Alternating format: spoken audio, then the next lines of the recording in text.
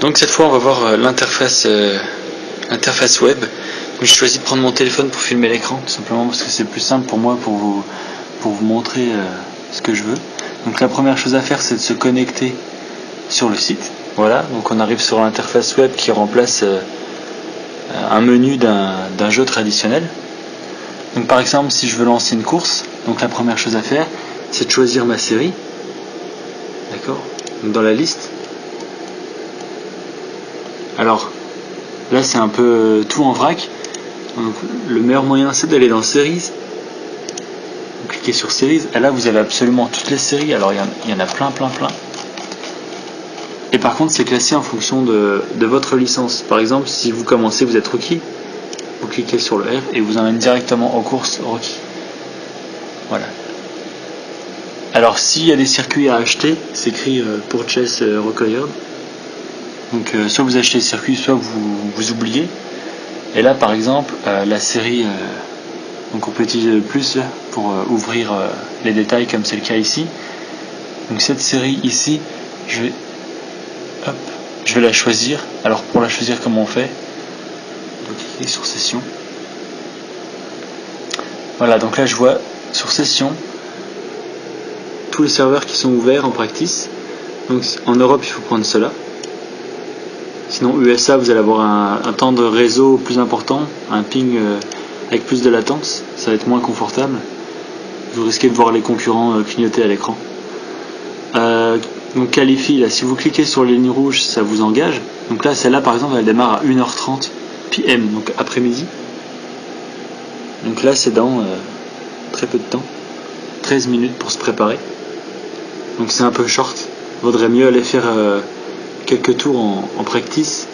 Donc il faut prendre un serveur, comme j'ai dit, comme ça, avec du temps restant, 36 minutes là.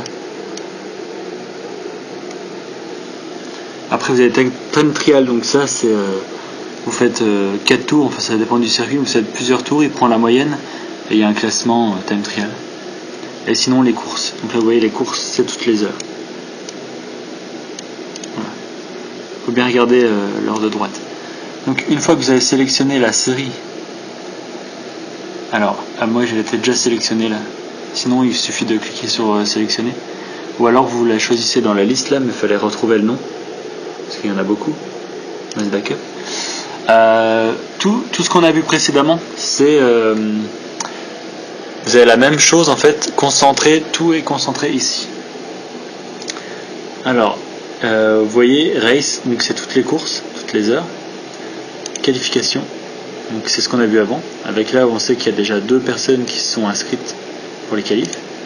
Les time trial, donc perso j'y vais juste pour augmenter mon safe racing, on verra plus tard c'est quoi.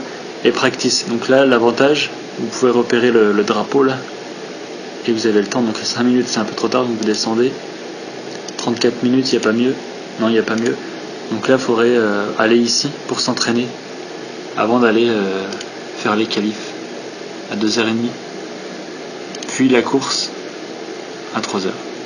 Donc normalement il faudrait planifier un peu sa journée comme ça. Moi personnellement j'y arrive pas trop, donc des fois je me lance direct dans la fosse lion comme ça, mais normalement il faut pas faire ça. Vaut mieux s'entraîner, prendre son temps, et si on peut pas participer à une course, se limiter à faire du practice. Donc sur le site vous avez donc ici toutes les séries, donc on l'a vu. À côté vous avez toutes les voitures. Donc en fait on peut, donc là la Mazda, on peut choisir une voiture, par exemple la Cadillac ici. Je voudrais rouler avec cette voiture, donc en fait je fais Find Series, et ici il me dit en fait il faut la licence D pour pouvoir courir. Donc un rookie par exemple il ne pourra pas participer aux courses, il pourra juste faire les practices, donc aller rouler avec la voiture avec d'autres en entraînement. Donc en practice les points ne comptent pas. Donc je rappelle, il y a 2 systèmes de points, le safe rating, donc je vais vous montrer ça. Ici vous cliquez sur votre nom, en fait vous arrivez à votre page de statistiques, personal stat, donc il y a ma super photo là, vous avez des informations, donc depuis quand vous êtes membre et de quel groupe vous appartenez, donc la France, Là, vous pouvez renseigner en cliquant sur Edit vos informations. En dessous, voilà, donc là vous avez votre licence. Donc la couleur, en fait, ça dépend de votre classe. Donc les classes, pour monter de classe, une fois que vous avez atteint 4, vous passez à la classe suivante. Sinon, si à la fin de votre série, vous êtes au-dessus de 3, alors vous passez à la classe suivante de façon automatique. On reviendra sur le planning juste après. Donc TT rating, ça c'est justement quand on fait time trial. Donc le classement de points il est séparé. Il n'a pas grand intérêt à mes yeux. Et e-rating, donc là c'est le classement, c'est les points qu'on obtient en course. Donc là on a une courbe e-rating, donc qui reprend toute l'historique depuis que vous avez acheté le jeu, votre progression. Moi on voit qu'au début, je roulais pas, j'ai commencé en 2011. Et si on clique comme ça, en fait on peut zoomer. Voilà, on peut zoomer. Et on peut même voir sur une période. Donc là par exemple je prends du 1er novembre à 16 décembre. Voilà, on peut voir les résultats. Donc là on va afficher toutes les courses que vous avez faites. Donc typiquement l'affichage de résultats des courses est toujours le même. Donc on a la date, le S c'est la saison, l'heure de la course, la semaine, donc il y en a 12 sur une série standard, il n'y en avait que 4 sur la série Rockies pour la Mazda Cup. Le nom de la série, la voiture, le circuit, position de départ, position de fin, le nombre de inc, donc ça c'est un inc. Par exemple, vous mettez 2 roues dans l'herbe, e-racing vous compte un inc. En fait, c'est incident. Et si vous rentrez dans quelqu'un, il vous compte 4. Et ça va. Maintenant, il y a un compteur. Si vous arrivez à 17, par exemple, vous êtes carrément disqualifié. Après, ça c'est les points que vous avez fait dans le championnat. Donc ça dépend du SOF. Donc ça, en fait, c'est plus les joueurs qui se connectent ont du e-rating, plus ils ont de points. Plus le SOF est élevé et plus vous allez marquer des points en fait. Si vous êtes premier avec que des débutants, vous n'aurez pas beaucoup de points. Si vous êtes premier avec que des mecs balèzes, vous allez avoir plein de points. Donc le winner, la liste des pilotes, et ici à chaque fois le petit R. Donc quand on clique dessus, là c'est le résultat de la course qu'on a également quand on finit une course. Donc là les colonnes. Donc on a le premier. Alors multiclasse, il y a des catégories différentes qui courent ensemble. Donc il y a des séries où il y a des voitures qui vont être mélangées, genre la McLaren avec la Riley. Donc elles vont pas du tout à la même vitesse, donc il y a 2 classements dans la même course. Donc là vous avez la voiture avec le skin du jeu, le numéro de la voiture, le driver, sa position de départ. Après l'intervalle par rapport au premier, différence, le nombre de tours en tête, la moyenne, le meilleur temps, le moment où le meilleur temps a été fait, le nombre de tours comptabilisés, le nombre d'incidents, les points qu'on marque pour son groupe. Donc par exemple moi comme je suis la France, je marquerai des points pour la France. La division, donc en fait la division, ça c'est encore un système de classement. Donc division 1 c'est les meilleurs. Donc à la fin du championnat, en fonction de vos résultats, ils vous classent dans différentes divisions. Le club, donc là c'est le pays. l'e-rating, est-ce qu'il a augmenté ou diminué? Donc l'e-rating en fonction de votre position, il va augmenter ou diminuer. Et là donc le safe rating, donc la licence, qu'elle augmente doucement. L'app graph, ça c'est pas mal. Vous pouvez prendre un pilote, par exemple Nacho. Alors lui il a démarré 4, après il se fait doubler, donc il était 5, et après il a gagné 2 places. Apparemment il y a eu un crash entre les deux là, puisque ici lui il a fini sa course et lui il a perdu plein de places. Donc ça permet de retracer l'historique de la course. Là on voit qu'il y a eu pas mal de dépassements là. C'est encore sympa. Sinon Race Summary, donc average lap time, donc la moyenne du meilleur je crois. Voilà. Moyenne du meilleur. Caution, alors ça c'est les drapeaux jaunes en NASCAR, parce que dès qu'il y a un crash, il y a le Space Car qui fait tourner tout le monde au ralenti. Donc moi je tourne pas en NASCAR, donc je connais pas trop tout ça. Le changement de leader et le SOF. Donc le SOF, hein, on prend la moyenne en fait des e-ratings ici pour calculer le strength of field et la météo. Voilà, il y avait un peu de nuages, super. Voilà. Donc on revient sur l'interface. Donc on était sur la licence. Donc ici vous avez Oval. Vous avez une deuxième licence séparée pour l'Oval avec un score totalement différent, une deuxième licence. Après, carrière stats, donc ça c'est des stats. Ce qui est intéressant, c'est les dernières courses que vous avez faites et aussi les dernières séries pour voir rapidement votre classement dans la série. Par exemple, en street stock, je suis 1720e. Waouh! Et surtout, personnel best. Donc là, vous choisissez une voiture, par exemple Ford GT. Et en fonction de tout ce que vous avez participé, cette grille va se remplir de plus en plus. Et vous avez vos chronos. Donc ça vous donne un exemple. Donc comment on fait pour savoir où on en est.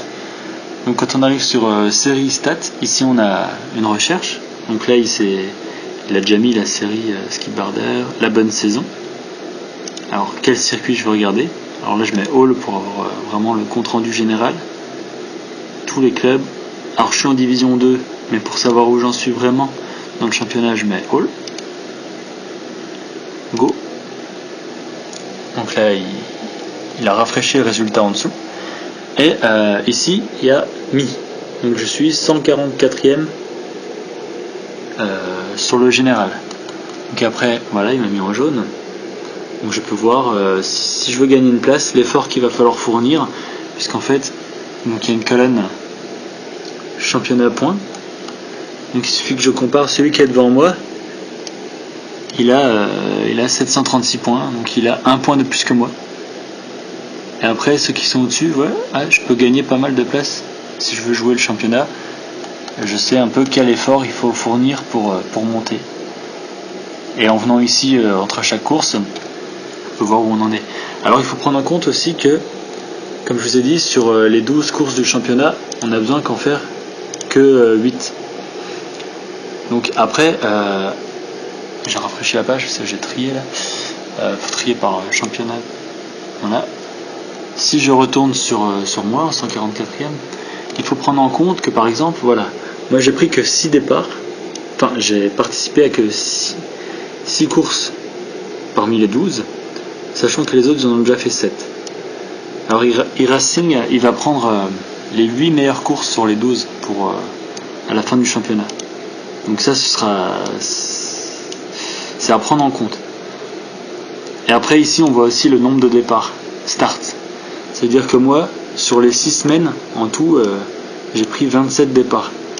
Donc je vais tenter ma chance plusieurs fois par semaine. On peut très bien se limiter à une seule course. Mais là, en l'occurrence, on en fait plusieurs chaque semaine. Donc après, si vous en faites 2, e-Racing il prend la meilleure. Si vous en faites 3, il prend la meilleure, je crois aussi, ou déjà la moyenne. Et plus on fait de courses, plus ça lisse les résultats sur la moyenne. Donc le top, c'est de bien se préparer, faire une course, cartonner, et comme ça on a des belles stats. Voilà.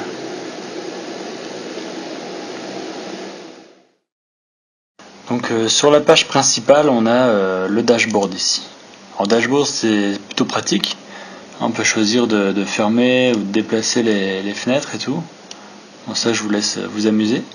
Alors, what's hot? Alors ça, vous allez pouvoir, par exemple, afficher que les courses rookie. Hein, vous êtes au début, vous faites que rookie. Oval, road, les courses, les qualifs, les courses contre la montre, donc ça on va pas les mettre, et éligible, ça veut dire j'ai le circuit et j'ai la voiture. Populated, c'est déjà avec du monde connecté dessus. Et combien je vais en voir dans la liste. Donc j'ai tous ces serveurs qui m'attendent. Alors ici, ready to register quand c'est vert. Quand il y a un caddie, il faut quand même aller à la caisse là, acheter la voiture et le circuit. C'est niveau ovale, j'ai rien acheté dans le jeu encore, donc on va décocher ovale. Voilà, faire que de la course. Tout est en vert. Donc on voit toutes les qualifs où je peux aller me connecter directement, sachant qu'à chaque fois c'est un circuit différent. Et ça correspond à chaque fois à une série différente. Voilà. Donc je vais aller rouler avec du monde. Donc je clique sur Populated par exemple. Et là je vois il y a cette série par exemple. Il suffirait de cliquer ici sur le vert pour la rejoindre.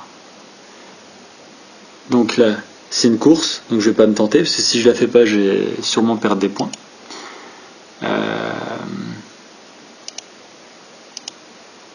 Donc là on voit pas les serveurs pour s'entraîner, c'est en dessous, Open Practice. Donc voilà. Donc là je vais de nouveau sélectionner uniquement la licence Rookie pour afficher que les courses Rookie. Donc ovale décoché, Populated. Voilà, donc là il y a du monde qui s'entraîne. Donc là je vois il y a vraiment beaucoup de monde ici. Par contre c'est un serveur USA. Donc si je remonte en haut il me donne mon ping. Donc on voit effectivement US 110, Australie 340 et alors je sais plus c'est où exactement en Europe, NL, Amsterdam. Donc oui, 47 de ping. Voilà. Donc bien sûr on va prendre les serveurs avec le moins de ping possible. Le ping c'est le temps que met le serveur à répondre quand on lui envoie une requête. Eh oh réponds-moi. Donc plus c'est court mieux c'est.